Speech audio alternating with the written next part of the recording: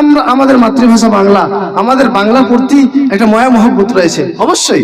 যারা বাংলা বলেন, আমরা যতই বলি মৌলানা জার্জিসকে আমরা ভালোবাসি এবং মৌলানা জার্জিসকে নিয়ে আসি।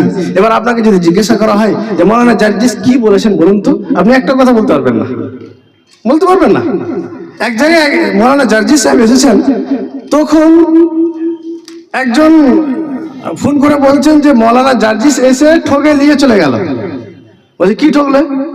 বলছে একটাও বেদ থেকে কিছু মন্ত্র পড়লে না।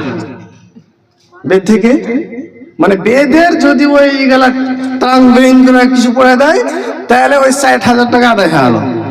আর ত্রাং ব্রিং যদি না পড়ে কোরআন হাদিস থেকে বলে তো বলছে জার্জিস ও হক আদায় করলে না, ও এমনিতে লুটে পুটে খেয়ে চলে গেল। তো এটাই হচ্ছে ওর থেকে লাভ।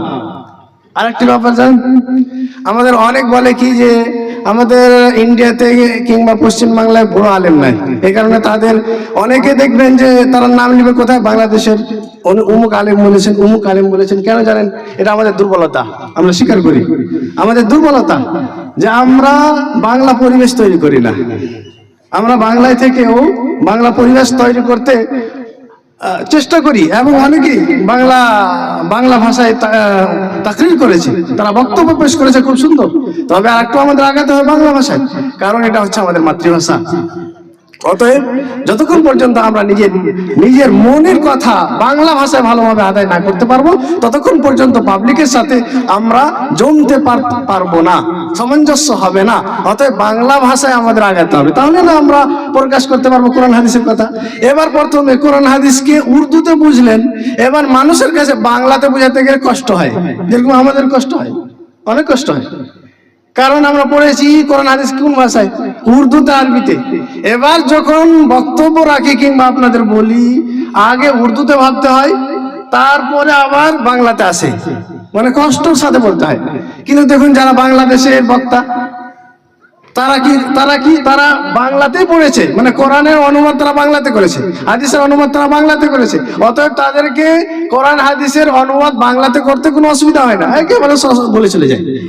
এই কারণে আমরা ভাবি কি বড় আলেম শুধু ওখানে, জি না, এখানেও রয়েছে, ইন্ডিয়াতে রয়েছে, কিন্তু ভাষার জন্য।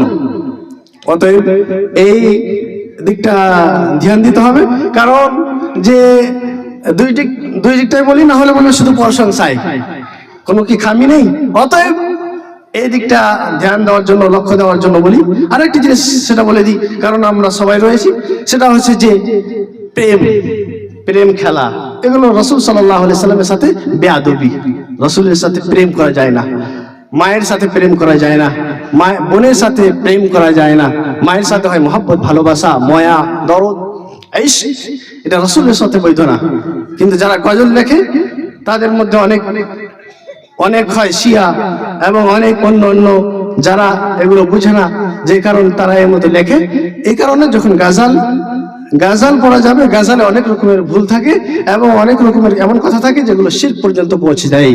এই কারণে গাজাল পড়ার আগে দেখে নিতে হবে। তাছাড়া আরেকটি গাজাল যেটা পেশ করা হলো, ওর মধ্যে এমন কথা রয়েছে যেটা বৈধ না, জায়েজ না। অতএব প্রেম ধরলেন, প্রেম মানে ইশক, এটা রাসূলের সাথে বৈধ না। রাসূলের সাথে হবে মহব্বত, ভালোবাসা। যেমন মায়ের সাথে, বোনের সাথে যদি কেউ বলে মা তোমার সাথে আমি প্রেম করি, তাহলে কি বলা হবে? বেয়াদব। এই মতো যদি কেউ বলে আমি রাসূলের সাথে প্রেম করি, বেয়াদবি করা। এটা একটা শিক্ষা